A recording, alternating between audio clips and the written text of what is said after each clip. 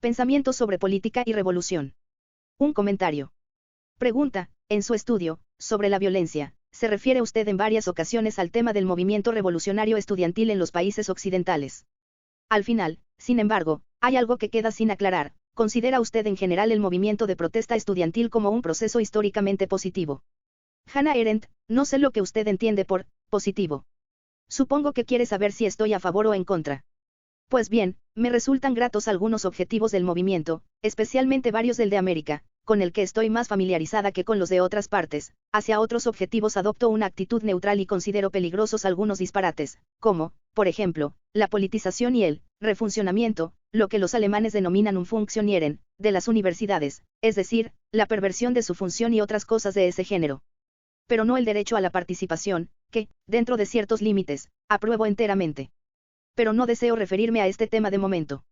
Si dejo a un lado todas las diferencias nacionales, que indudablemente son muy grandes, y tengo en cuenta que este es un movimiento global, algo que no ha existido anteriormente en esta forma, y si considero lo que, aparte de objetivos, opiniones y doctrinas, realmente distingue en todos los países a esta generación de las que la precedieron, lo primero que descubro es su determinación de actuar, su entusiasmo por la acción, la seguridad de ser capaz de cambiar las cosas por el esfuerzo propio. Esto, desde luego, se expresa muy diferentemente en los diferentes países conforme a sus distintas situaciones políticas y tradiciones históricas, que a su vez están conformes con sus muy diferentes talentos políticos. Pero preferiría hablar de esto después. Examinemos brevemente los comienzos de este movimiento. Surgió en los Estados Unidos de una forma totalmente inesperada en la década de los años 50, en la época de la llamada generación silenciosa, la generación apática y reservada. La causa inmediata fue el movimiento de los derechos civiles en el sur, y los primeros en unirse a este fueron universitarios de Harvard, que entonces atraía a estudiantes de otras famosas universidades del este. Fueron al sur, brillantemente organizados, y durante cierto tiempo tuvieron un éxito completamente extraordinario, es decir, mientras que se trató simplemente de cambiar el clima de opinión, lo que lograron claramente en breve espacio, y de acabar con ciertas leyes y reglamentos de los estados del sur, en suma, mientras que fue cuestión de materias puramente legales y políticas. Pero después chocaron con las enormes necesidades sociales de los guetos urbanos del norte, y allí lo pasaron mal, allí no pudieron conseguir nada. Solo más tarde, tras haber logrado lo que pudo lograrse mediante la acción puramente política, se inició el proceso dentro de las universidades. Comenzó en Berkeley con el movimiento de libre expresión y continuó con el movimiento antiguerra, y otra vez los resultados fueron completamente extraordinarios. De estos comienzos y especialmente de estos éxitos procede todo lo que se ha extendido después por el mundo. En América, esta nueva confianza en que uno pueda cambiar lo que no le gusta resulta notable, especialmente en materia de poca monta. Ejemplo típico fue un enfrentamiento, comparativamente inofensivo, que tuvo lugar hace algunos años. Cuando los estudiantes supieron que los empleados de los servicios de su universidad no percibían los salarios base, se declararon en huelga, con éxito. Básicamente fue un acto de solidaridad con su universidad contra la política de la administración. O, por ver otro ejemplo, el hecho de que en 1970 los estudiantes universitarios pidieron tiempo libre para tomar parte en la campaña electoral. Cierto número de grandes universidades se lo otorgaron. Era una actividad política fuera de la universidad, hecha posible por la universidad, reconociendo el hecho de que los estudiantes son también ciudadanos. Considero claramente positivos ambos ejemplos. Hay, sin embargo, otras cosas que juzgo mucho menos positivas y a las que llegaremos después. La pregunta básica es la siguiente: ¿qué sucedió en realidad? Tal como yo lo veo, por vez primera en un muy largo periodo surgió un movimiento político que no solo no se mantuvo simplemente sobre la propaganda sino que actuó y, además, actuó casi exclusivamente partiendo de motivos morales. Junto con este factor moral, completamente raro en lo que normalmente se considera simple juego de poder o de intereses, penetró en el terreno de la política otra experiencia nueva para nuestro tiempo: resultó que actuar es divertido. Esta generación descubrió lo que el siglo XVIII había denominado felicidad pública, que significa que cuando el hombre toma parte en la vida pública se abre para sí mismo una dimensión de experiencia humana que de otra forma permanece cerrada para él y que, de alguna manera, constituye una parte de la felicidad completa. En todas estas materias yo calificaría el movimiento estudiantil como muy positivo. Su evolución posterior ya es otra cuestión. Nadie sabe cuánto tiempo subsistirán los llamados factores positivos, y si no se hallan ya en proceso de ser disueltos y corroídos por el fanatismo, las ideologías y un espíritu de destrucción que a menudo bordea, por un lado, lo criminal, y, por el otro, el aburrimiento. En la historia las cosas buenas suelen tener corta duración pero después poseen una influencia decisiva sobre lo que sucede en largos periodos de tiempo. Considere simplemente cuán corto fue el verdadero periodo clásico en Grecia y el hecho de que todavía hoy nos estemos nutriendo de él. Ernst Black señaló recientemente en una conferencia que el movimiento estudiantil de protesta no está confinado a sus objetivos conocidos, sino que contiene principios derivados de la antigua ley natural, hombres que no adulan, que no halagan los caprichos de sus amos. Ahora Black afirma que los estudiantes han tomado conciencia de ese otro elemento subversivo de revolución, que debe ser diferenciado de la simple protesta ante una mala situación económica, y, al obrar así, han hecho una importante contribución a la historia de las revoluciones y muy probablemente a la estructura de las próximas revoluciones. ¿Cuál es su opinión? Lo que Ernst Black llama ley natural, es a lo que yo me refería cuando hablé de la notable coloración moral del movimiento. Sin embargo, añadiría, y en este punto no estoy de acuerdo con Black, que algo similar sucede con todos los revolucionarios. Si usted examina la historia de las revoluciones, verá que nunca fueron los oprimidos y los humillados quienes mostraron el camino, sino quienes no estaban oprimidos ni humillados pero no podían soportar que otros lo estuvieran. Solo que les resultaba embarazoso admitir sus motivos morales, y esta vergüenza es muy antigua. No quiero ahora penetrar en su historia, aunque tiene un aspecto muy interesante. Pero el factor moral ha estado siempre presente aunque haya hoy su más clara expresión porque la gente no se avergüenza de poseerlo. Por lo que se refiere al no adular, desempeña como es natural un papel especialmente importante en aquellos países, como Japón y Alemania, donde la obsequiosidad ha alcanzado tan formidables proporciones mientras en América, en donde no puedo recordar a un solo estudiante adulador, carece más bien de significado. Ya he señalado que este movimiento internacional adopta naturalmente diferentes coloraciones nacionales y que estas coloraciones, simplemente por ser tales, son a veces lo más sorprendente. Es fácil, especialmente para un extraño, confundir lo más conspicuo con lo más importante. Con respecto a la próxima revolución, en la que Ernst Black cree y de la que yo no sé si llegará a existir o la estructura que pueda tener si sobreviene, me gustaría decir esto. Existe, es cierto, toda una serie de fenómenos de los que uno podría decir inmediatamente que, a la luz de nuestra experiencia, al fin y al cabo no muy grande, data de las revoluciones francesa y americana. Antes de estas hubo rebeliones y coups d'état, pero no revoluciones, corresponden a los prerequisitos de la revolución, tales como la amenaza de ruptura de la maquinaria gubernamental, el hecho de que esté socavada, la pérdida de confianza en el gobierno por parte del pueblo, el fallo de los servicios públicos y diversos otros. La pérdida de poder y de autoridad de todas las grandes potencias resulta claramente visible, aunque se vea acompañada por una inmensa acumulación de los medios de violencia en manos de los gobiernos, pero el aumento en las armas no puede compensar la pérdida de poder. Sin embargo, esta situación no conduce necesariamente a la revolución. Porque, por un lado, puede concluir en contrarrevolución, en el establecimiento de dictaduras y, por otro, puede acabar en un anticlímax total. No es necesario que conduzca a nada. Nadie que viva hoy sabe nada respecto de la proximidad de una revolución. El principio esperanza, Ernst Black, no constituye ciertamente ningún género de garantía. Por el momento falta un prerequisito para la proximidad de una revolución, un grupo de auténticos revolucionarios. Precisamente, lo que más les gustaría ser a los estudiantes de la izquierda, revolucionarios, es justamente lo que no son. No están organizados como revolucionarios, no tienen atisbo de lo que el poder significa, y si el poder quedara abandonado en la calle y supieran que estaba allí, serían ciertamente los últimos en agacharse a recogerlo. Esto es precisamente lo que hacen los revolucionarios. Los revolucionarios no hacen las revoluciones.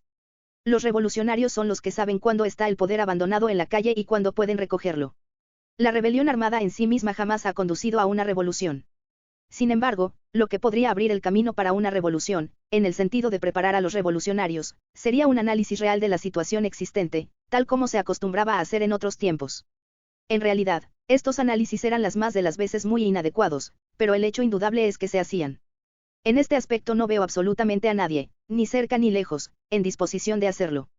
La esterilidad teórica y la estolidez analítica de este movimiento son tan sorprendentes y deprimentes como grata es su alegría en la acción. En Alemania, el movimiento carece también de eficacia en cuestiones prácticas, puede provocar algunos disturbios, pero al margen de gritar eslóganes no puede organizar nada. En América, donde en ciertas ocasiones ha llevado a Washington para manifestarse a centenares de miles, el movimiento resulta en este aspecto, en su capacidad para actuar, más impresionante. Pero la esterilidad mental es la misma en ambos países, solo que en Alemania, donde la gente se muestra tan inclinada a vagas especulaciones, se dedican a perder el tiempo con conceptos y categorías anticuados que se remontan generalmente al siglo XIX o a quién sabe qué. Nada de esto tiene relación con las condiciones modernas. Y nada de esto tiene que ver con la reflexión. Las cosas son diferentes, en realidad, en América del Sur y en Europa Oriental, principalmente porque allí ha existido ampliamente una más concreta experiencia práctica. Pero examinar este aspecto en detalle nos llevaría demasiado lejos. Me gustaría hablar sobre un punto suscitado en relación con Ernst Black y el principio esperanza. Lo más sospechoso de este movimiento en Europa Occidental y en América es una curiosa desesperación implicada en él, como si sus adherentes ya supieran que serán aplastados. Como si se dijeran a sí mismos, al menos queremos haber provocado nuestra derrota, no queremos ser tan inocentes como corderos. Hay un elemento de enloquecimiento en estos chicos lanzadores de bombas. He leído que durante los últimos disturbios, no los de 1968, sino otros más recientes, los estudiantes franceses de Nanterre escribían en los muros, «Negaches pas votre pourriture, no echéis a perder vuestra podredumbre». Así, nada menos. Esta convicción de que todo merece ser destruido, de que todo merece irse al diablo, este género de desesperación, puede ser advertida en todas partes aunque resulta menos pronunciada en América, donde, el principio esperanza, es, sin embargo, desconocido, quizá porque los jóvenes no lo necesitan tan desesperadamente. ¿Considera usted esencialmente frustrado el movimiento estudiantil de protesta en los Estados Unidos? En absoluto. Los éxitos que ha logrado hasta ahora son demasiado grandes.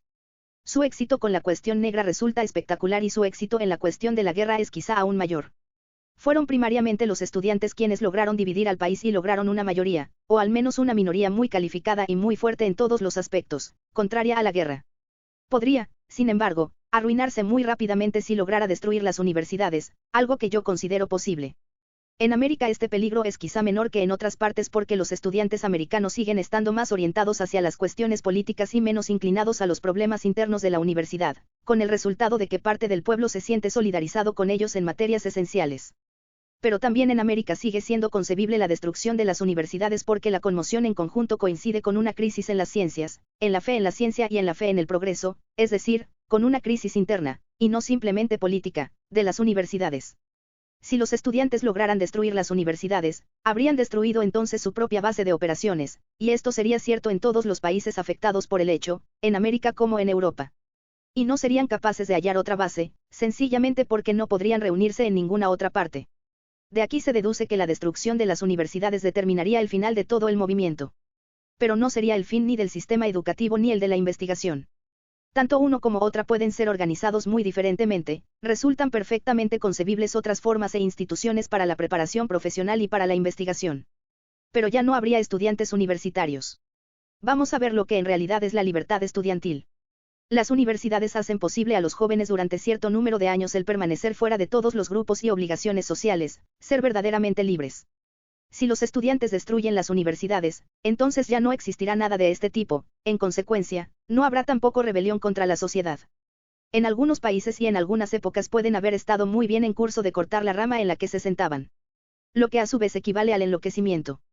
De esta manera el movimiento estudiantil de protesta podría en realidad no solo no lograr satisfacción a sus demandas, sino también ser destruido.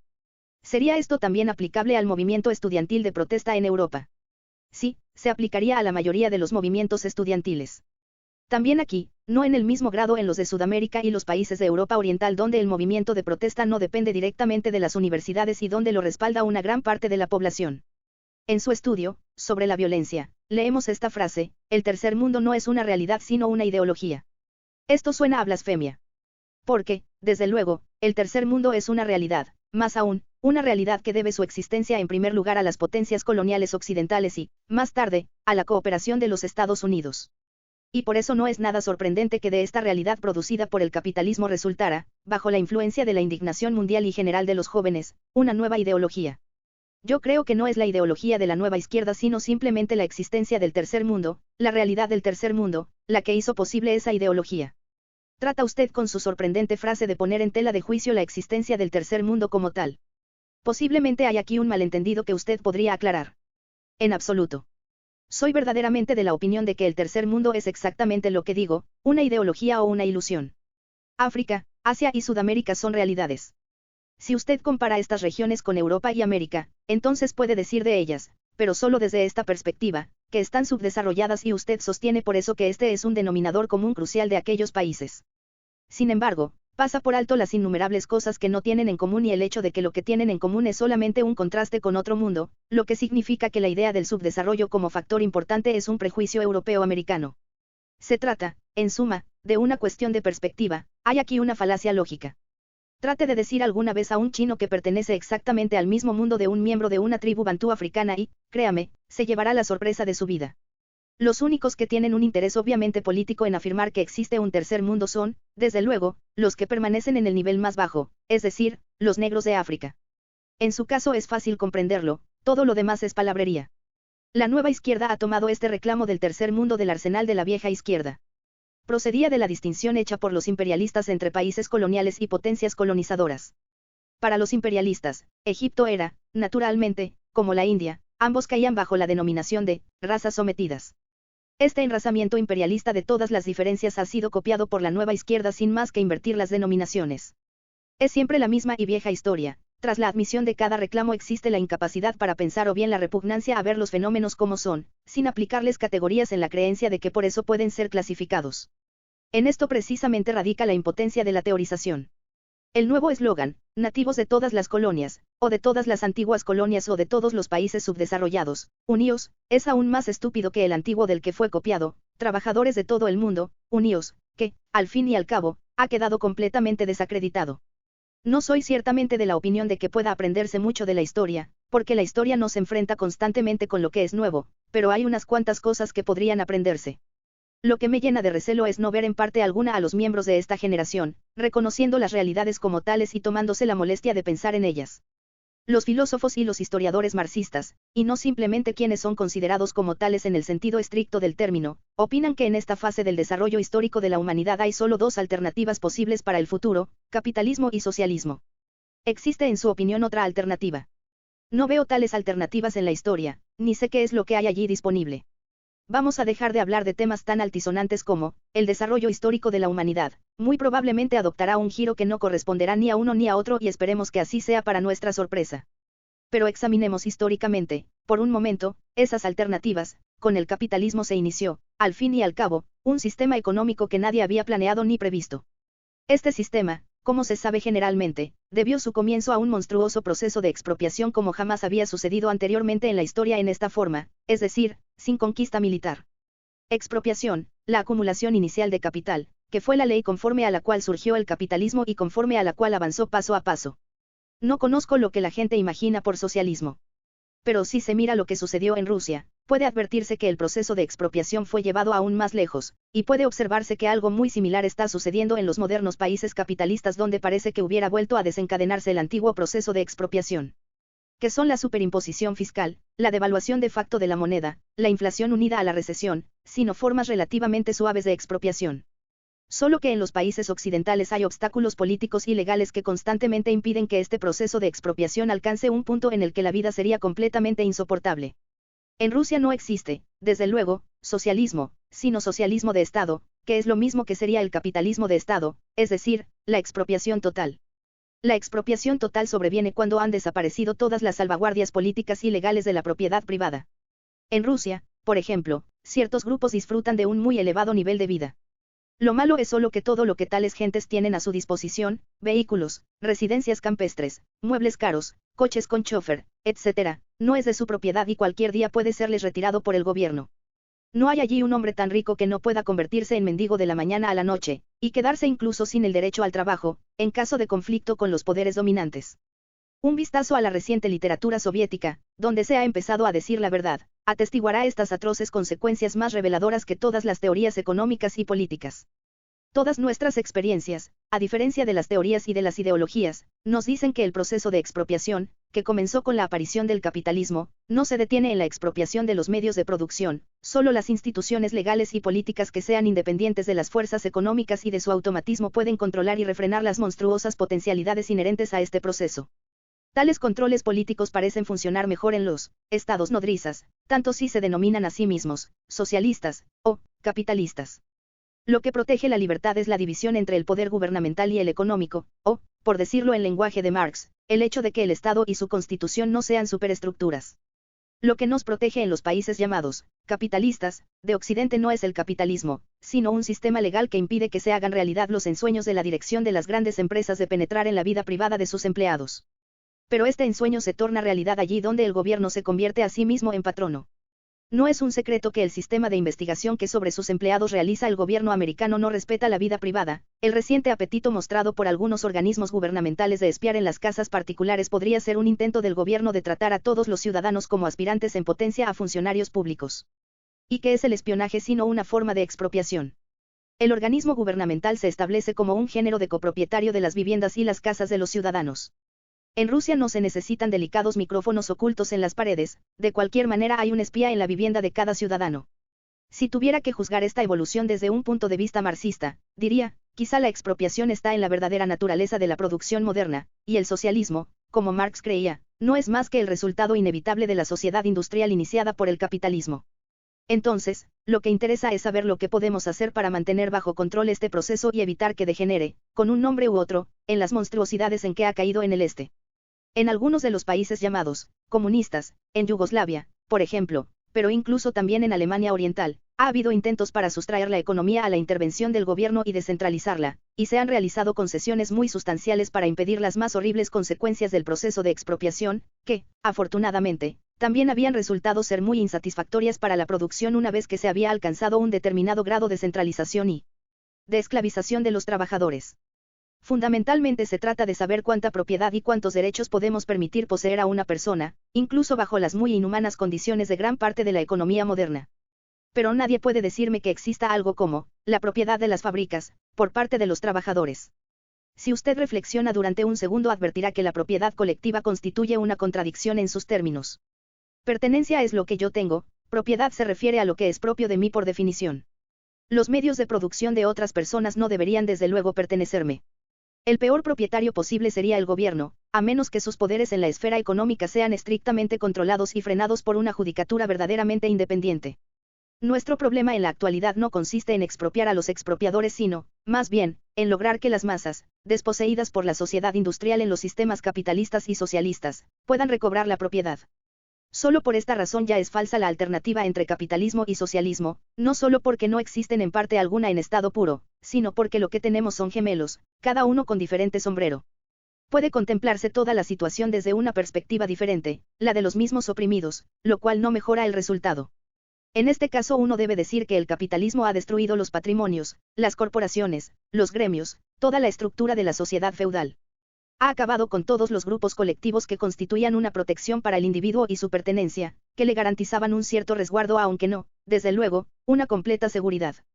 En su lugar puso las clases, esencialmente solo dos, la de los explotadores y la de los explotados. La clase trabajadora, simplemente porque era una clase y un colectivo, proporcionó al individuo una cierta protección y más tarde, cuando aprendió a organizarse, luchó por conseguir, y obtuvo, considerables derechos para sí misma.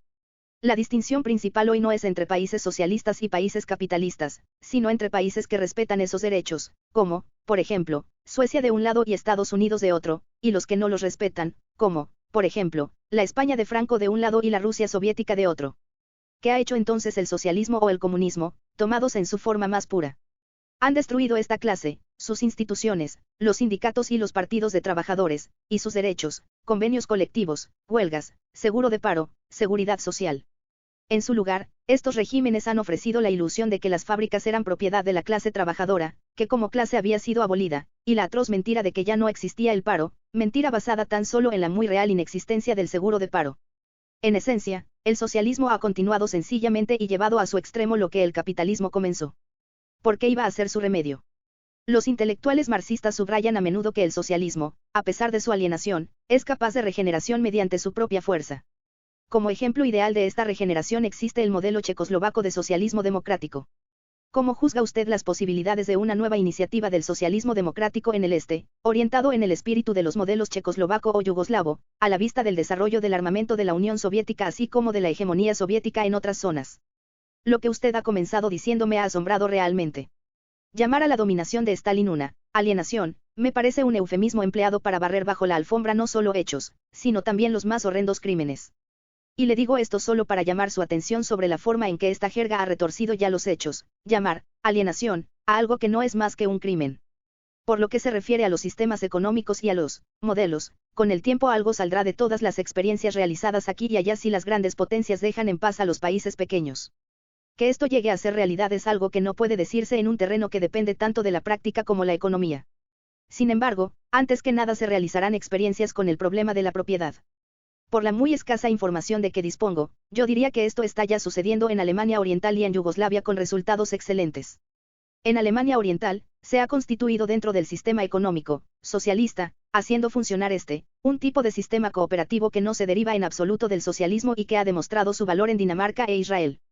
En Yugoslavia existe en las fábricas el sistema de autogestión, nueva versión de los antiguos consejos de trabajadores, que, incidentalmente, nunca formaron parte de la doctrina ortodoxa socialista o comunista, a pesar de la afirmación de Lenin relativa a todo el poder para los soviets. Los consejos, la única consecuencia auténtica de las revoluciones mismas, a diferencia de los partidos revolucionarios y de las ideologías, fueron implacablemente destruidos precisamente por el Partido Comunista y el propio Lenin.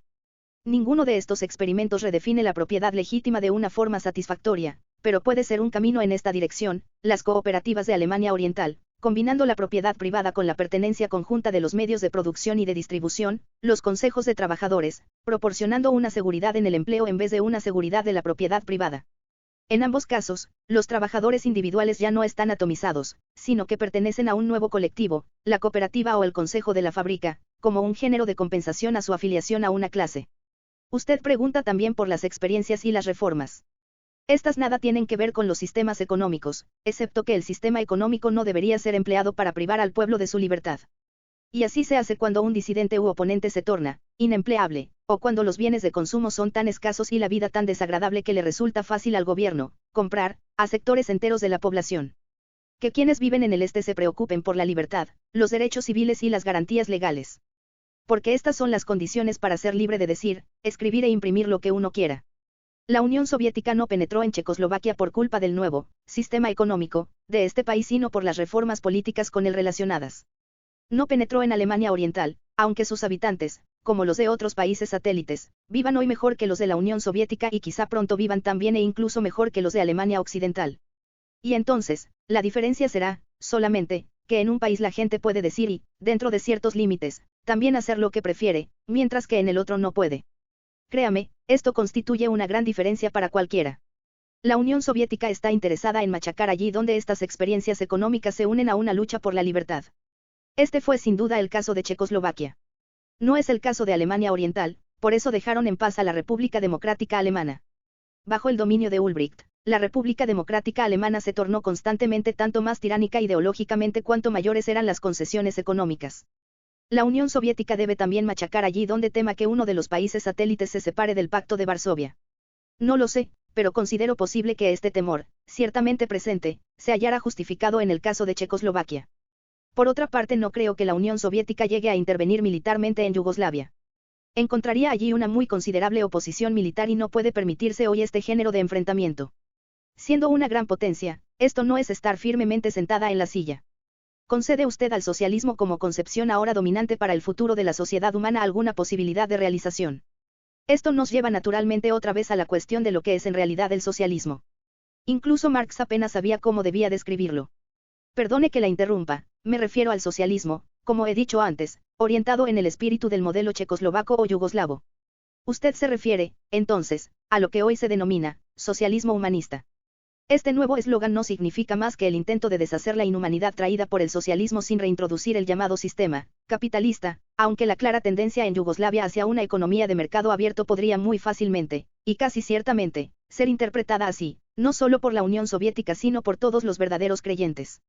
Hablando en general, yo diría que concedo una posibilidad a todos los países pequeños que deseen experimentar, tanto si se denominan a sí mismos socialistas como si no se llaman así, pero soy muy escéptica respecto de las grandes potencias. Estas sociedades de masas ya no pueden ser controladas y menos aún gobernadas. Los modelos checoslovaco y yugoslavo, si usted los toma como ejemplo, tienen una posibilidad. También incluiría quizá a Rumania, quizá a Hungría, donde la revolución de ninguna manera acabó catastróficamente, como podría haber acabado bajo Stalin, simplemente con la deportación del 50% de la población. Algo está sucediendo en todos estos países y será muy difícil invertir el sentido de sus esfuerzos reformadores, sus intentos de escapar a las peores consecuencias de la dictadura y de resolver sus problemas económicos independiente y sensiblemente. Existe otro factor que deberíamos tener en cuenta. La Unión Soviética y, en diferentes grados, sus estados satélites, no son naciones-estados sino que están compuestos de nacionalidades. En cada uno de ellos, la dictadura está más o menos en manos de la nacionalidad dominante, y la oposición contra esa dictadura corre siempre el riesgo de convertirse en un movimiento de liberación nacional. Esto es especialmente cierto por lo que se refiere a la Unión Soviética, en donde los dictadores rusos viven siempre con el temor a un colapso del imperio ruso y no simplemente a un cambio de gobierno. Esta preocupación nada tiene que ver con el socialismo, es, y ha sido siempre, una cuestión de puro poder político.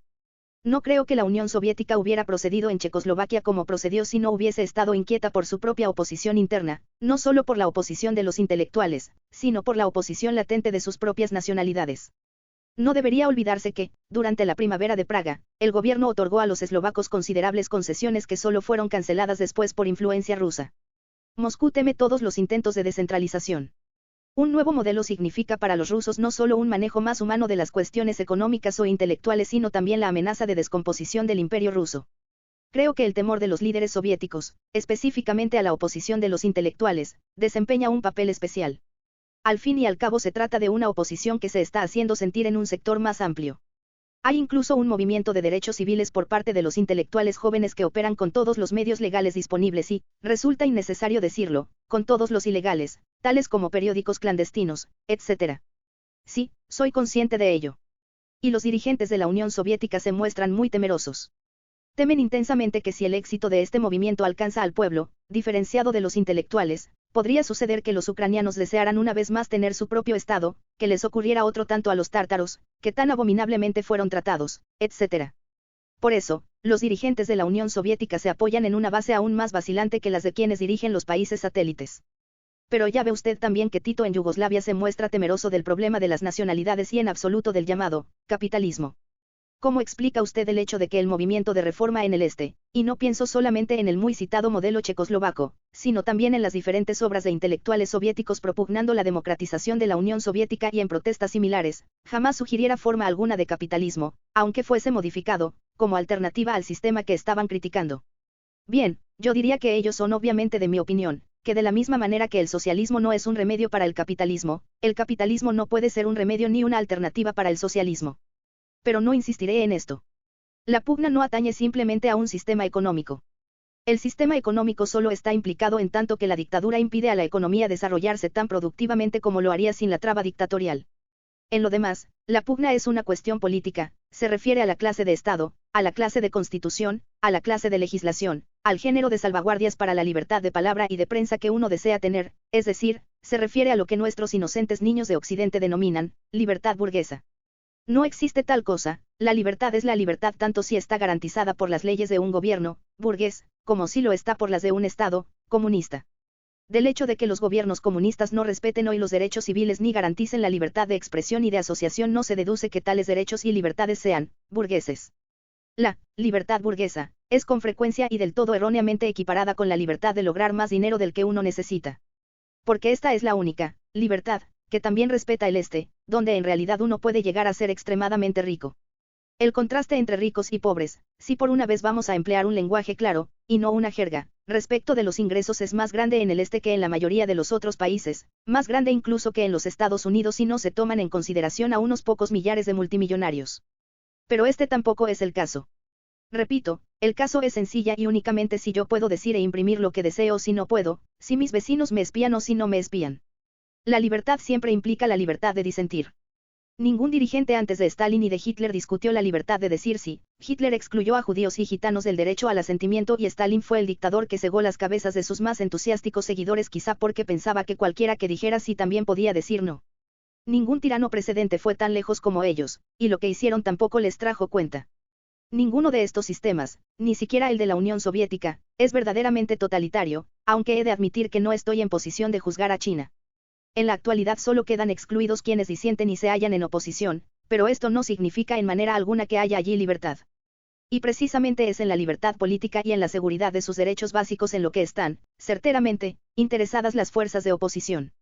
¿Cómo considera usted la afirmación de Thomas Mann, el antibolchevismo es la necedad básica de nuestra época? Hay tantos absurdos en nuestra época que es difícil asignar a uno el primer lugar. Pero, hablando seriamente, el antibolchevismo, como teoría, como ismo, es la invención de los excomunistas. Término con el que no denomino a cualquiera que haya sido bolchevique o comunista, sino, más bien, a aquellos que, creían, y que un día se sintieron personalmente desilusionados del señor Stalin, es decir, quienes no eran realmente revolucionarios ni estaban políticamente comprometidos y que, como ellos mismos dijeron, habían perdido un dios y se lanzaron a la búsqueda de un nuevo dios y también de su opuesto, un nuevo diablo. Simplemente invirtieron el marco. Pero es erróneo decir que cambió la mentalidad de estas personas, que en lugar de buscar creencias vieron realidades, las tuvieron en cuenta e intentaron cambiar las cosas. Tanto si los antibolcheviques anuncian que el este es el mal, como si los bolcheviques mantienen que América es el mal, mientras que sus hábitos de pensamiento vayan parejos, se llega al mismo resultado. La mentalidad sigue siendo la misma. Se sigue viendo solo blanco y negro. En la realidad no existe tal cosa. Si uno no conoce todo el espectro de colores políticos de una época, si no puede distinguir entre las condiciones básicas de los diferentes países, las diversas fases de desarrollo, género y grados de producción, tecnología, mentalidad, etc., entonces uno simplemente no sabe cómo moverse ni cómo orientarse en este campo. Solo puede hacer pedazos el mundo para tener finalmente ante sus ojos algo, simplemente negro. Al final sobre la violencia, usted escribe que sabemos, o deberíamos saber, que cada reducción de poder es una abierta invitación a la violencia, aunque solo sea por el hecho de que a quienes tienen el poder y sienten que se desliza de sus manos, siempre les ha sido difícil resistir a la tentación de sustituirlo por la violencia. ¿Qué supone esta grave afirmación respecto de la actual situación política de los Estados Unidos? Hablé anteriormente de la pérdida de poder por parte de las grandes potencias. ¿Qué significa ello si consideramos concretamente a esta potencia? En todas las repúblicas con gobiernos representativos, el poder reside en el pueblo. Esto quiere decir que el pueblo faculta a ciertos individuos para representarlo, para actuar en su nombre.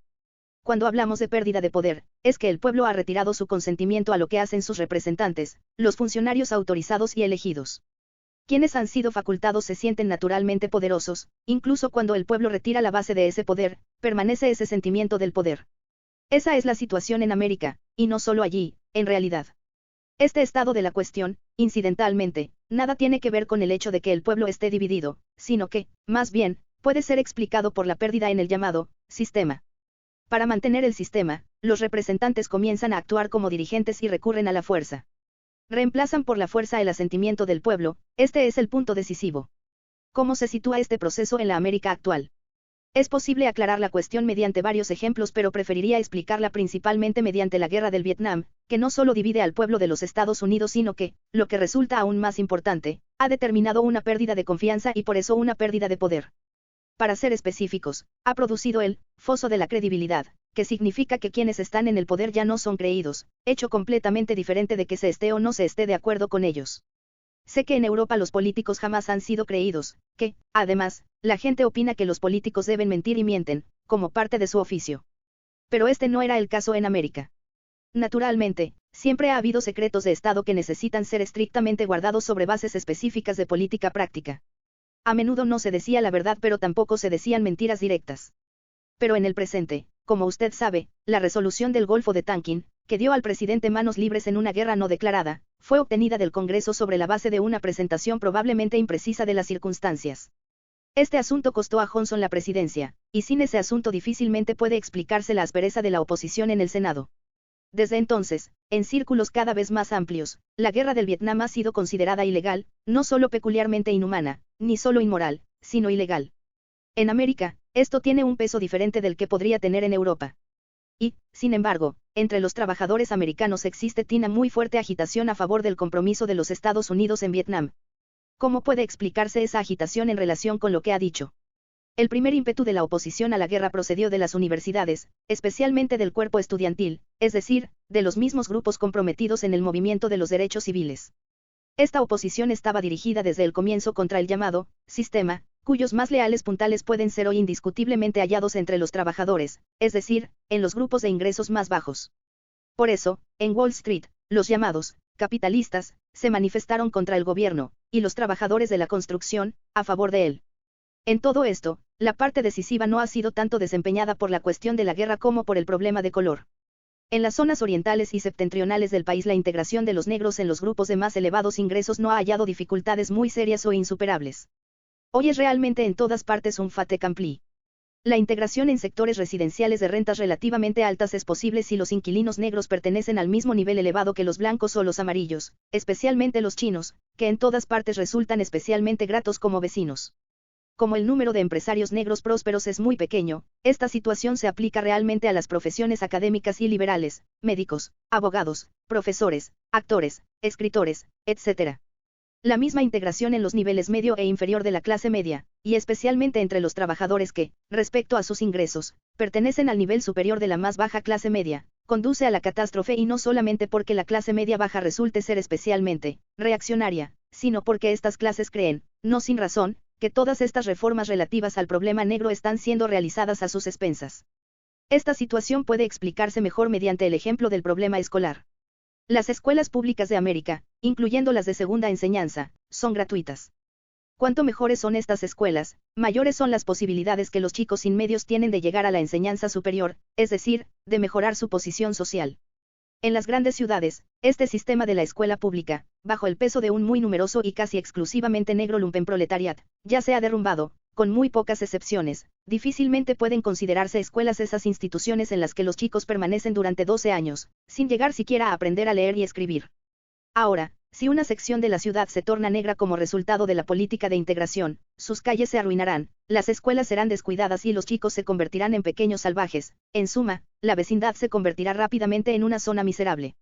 Quienes sufren principalmente esta situación, junto con los mismos negros, son los italianos, los irlandeses, los polacos y otros grupos étnicos que no son pobres, pero que tampoco son lo suficientemente ricos como para mudarse a otro lugar o para enviar a sus hijos a las muy costosas escuelas privadas. Esto, sin embargo, resulta perfectamente posible para las clases altas, aunque a menudo a costa de un considerable sacrificio. La gente tiene toda la razón cuando dice que en Nueva York solo podrán vivir pronto los muy pobres y los muy ricos.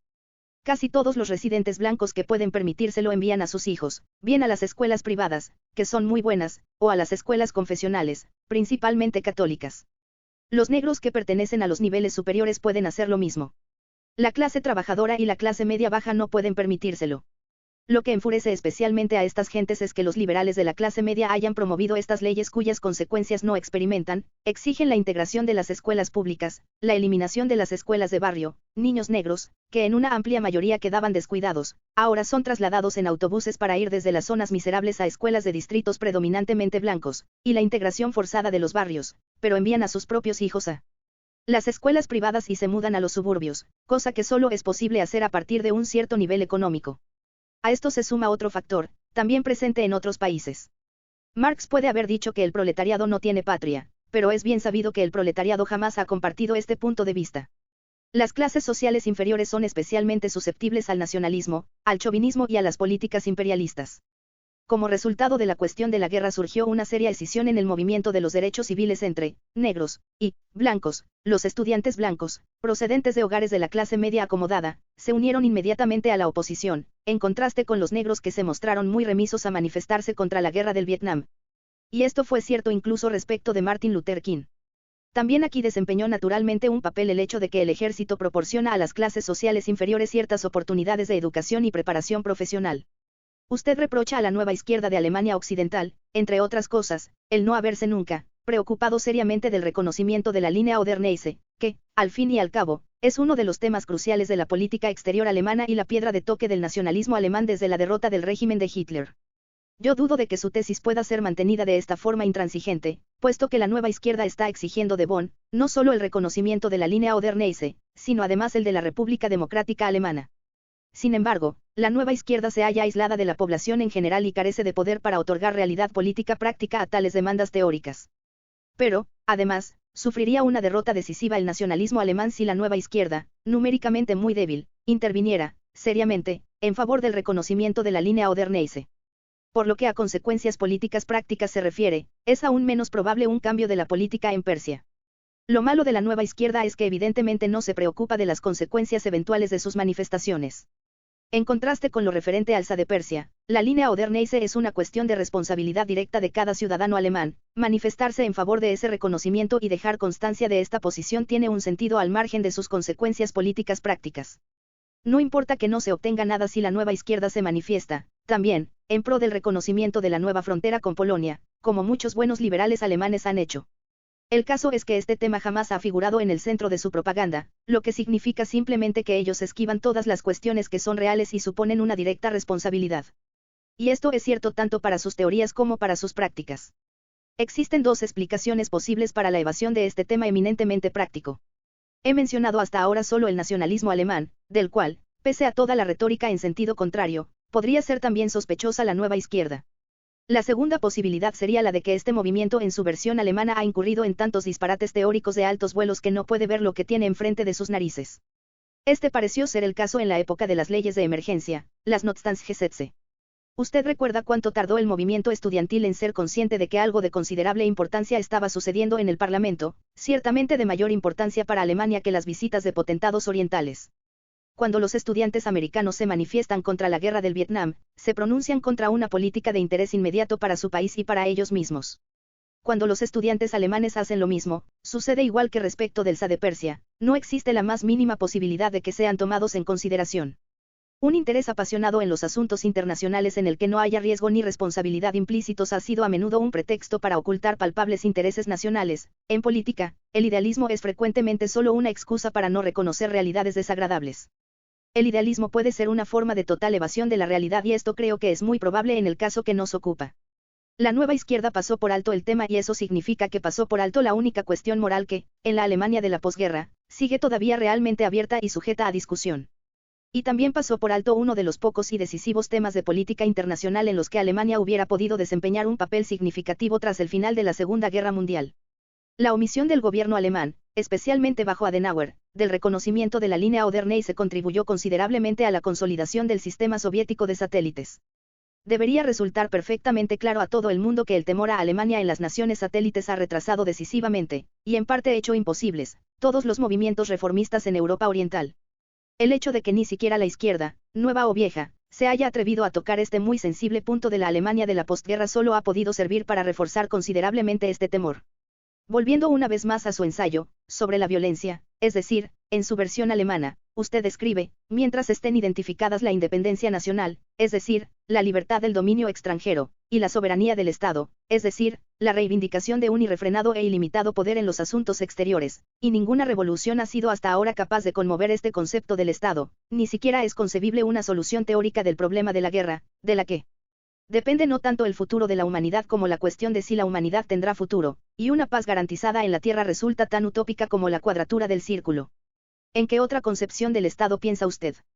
Pienso no tanto en un concepto diferente del Estado como en la necesidad de cambiar este. Lo que nosotros llamamos el Estado, no se remonta a antes de los siglos XV y XVI, y lo mismo cabe decir del concepto de soberanía. La soberanía significa, entre otras cosas, que los conflictos de carácter internacional pueden ser en última instancia resueltos solo por la guerra, no existe otro último recurso. Hoy, sin embargo, al margen de todas las consideraciones pacifistas, la guerra entre las grandes potencias se ha tornado imposible debido al monstruoso desarrollo de los medios de violencia. ¿Qué puede ocupar el puesto de este último recurso?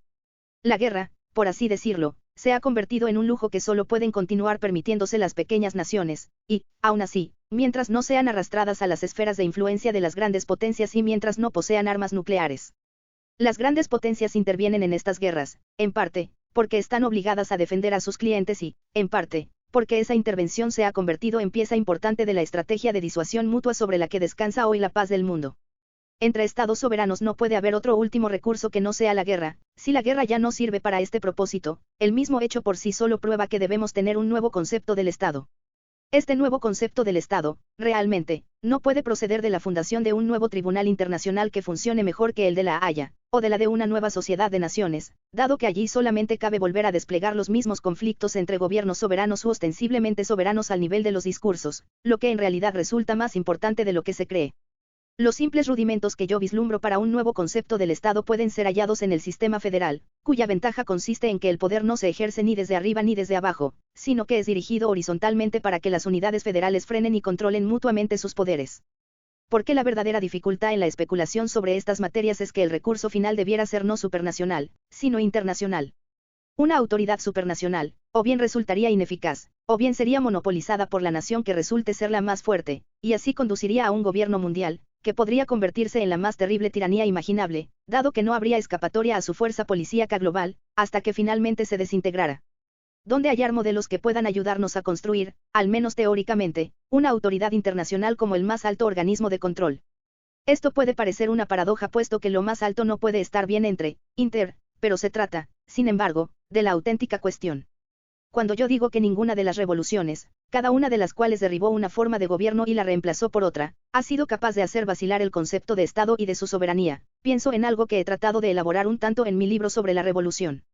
Desde las revoluciones del siglo XVIII, todo gran levantamiento ha desarrollado los rudimentos de una forma de gobierno enteramente nueva, que surgió independientemente de todas las anteriores teorías revolucionarias, directamente del curso de la misma revolución, es decir, de las experiencias de la acción y de la resultante voluntad de los ejecutantes para participar en el desarrollo posterior de los asuntos públicos.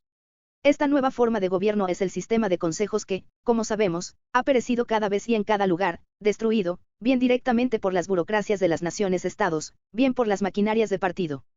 No puedo decir si este sistema es una pura utopía, en cualquier caso sería una utopía del pueblo, no la utopía de los teóricos y de las ideologías. Me parece, sin embargo, la única alternativa que ha aparecido en la historia y que ha reaparecido una y otra vez. La organización espontánea de los sistemas de consejos se verificó en todas las revoluciones, en la Revolución Francesa, con Jefferson en la Revolución Americana, en la Comuna de París, en las revoluciones rusas, tras las revoluciones en Alemania y Austria después del final de la Primera Guerra Mundial y, finalmente, en la Revolución Húngara. Aún más, jamás llegaron a existir como consecuencia de una tradición o teoría conscientemente revolucionarias, sino que surgieron de forma enteramente espontánea en cada ocasión, como si jamás hubiera existido nada semejante. Por eso, el sistema de consejos parece corresponder a la verdadera experiencia de la acción política y surgir de esta. Creo que en esta dirección debe haber algo que encontrar, un principio completamente diferente de organización, que comienza desde abajo, conduce hacia arriba y finalmente lleva a un parlamento. Pero no podemos hablar de esto ahora.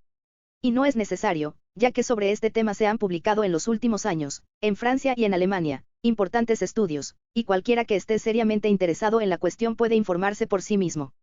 Para evitar un error que fácilmente podría surgir ahora, debo decir que las comunas de hippies y desocupados nada tienen que ver con esto.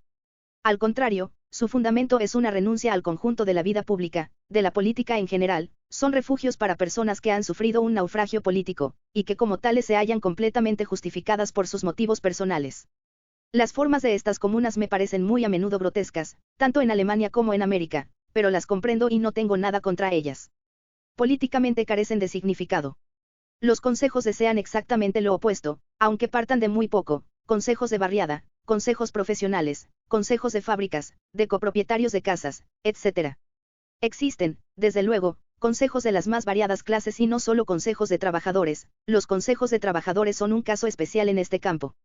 Los consejos dicen, queremos participar, queremos discutir, queremos hacer oír en público nuestras voces y queremos tener una posibilidad de determinar la trayectoria política de nuestro país.